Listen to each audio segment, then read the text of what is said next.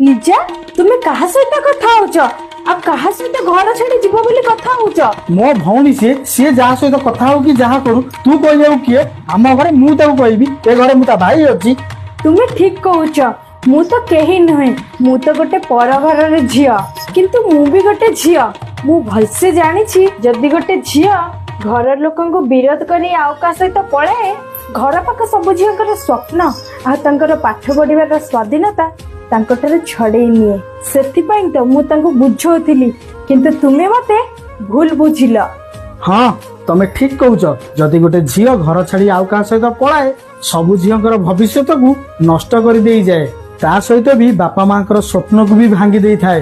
ଦେଖ ଲିଜା, ଏବେ ତୋ ଇଚ୍ଛା। ସରି ଭାଉଜ, ମୋର ଭୁଲ ହେଇଗଲା। ମୁଁ ତମକୁ କଥା ଦଉଛି ଏମିତି ଭୁଲ ଆମର କେବେ ବି ହବନି।